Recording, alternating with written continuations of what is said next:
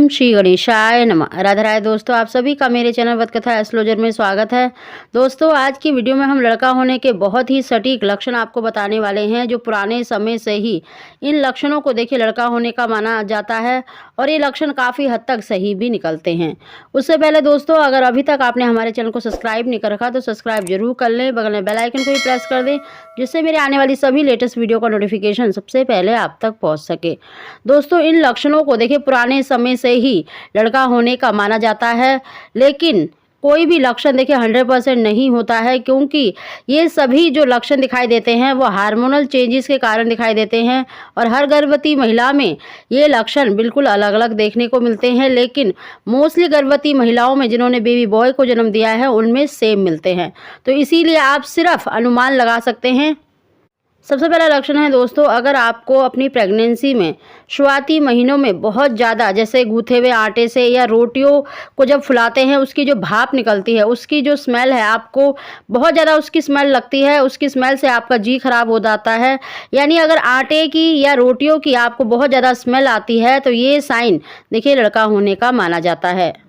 ये लक्षण देखिए मेरी प्रेगनेंसी में भी 100% बिल्कुल सही बैठता है। दोस्तों, प्रेगनेंसी में अगर आपको जो आपकी फेवरेट सब्जी होती है, यानी प्रेगनेंसी से पहले आपको बहुत ज़्यादा पसंद थी, लेकिन प्रेगनेंसी के बाद अगर उसमें कोई तड़का लगा रहा है या आप खुद उसमें तड़का लगा रहे हैं या छौंक रहे हैं, अगर उसकी स्मेल भी आपको बिल्कुल भी अच्छी नहीं लग रही है, यानी आपसे बर्दाश्त नहीं हो रही है उसकी स्मेल, तो ये साइन भी देखिए लड़का होने का माना जाता है।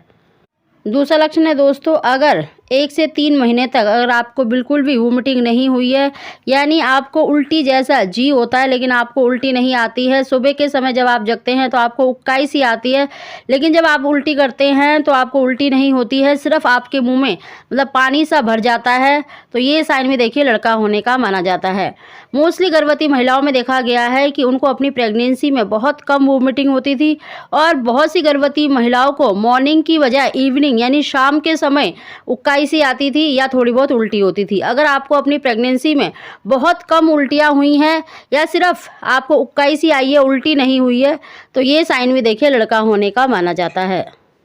तीसरा लक्षण है दोस्तों, अगर आपको अपनी प्रेगनेंसी में इचिंग की प्रॉब्लम ज़्यादा रहती है, यानी आपको अपनी प्रेगनेंसी में बहुत ज़्यादा खुजली होती है, चाहे आपके टमी एरिया में होती है या फिर आपके पैरों में या फिर जांघों में अगर आपको बहुत ज़्यादा इचिंग होती है या पैरों की उंगलियों में बहुत ज़्यादा इचिंग होती है, तो ऐसा माना जाता है कि आपने एक बेबी बॉय को कंसीव किया है। मोस्टली जो गर्भवती महिलाएँ हैं जिन्होंने बेबी बॉय को जन्म दिया है, उनका मानना है कि उनकी प्रेगनेंसी में उन्हें इचिंग की प्रॉब्लम ज़्यादा रहती थी।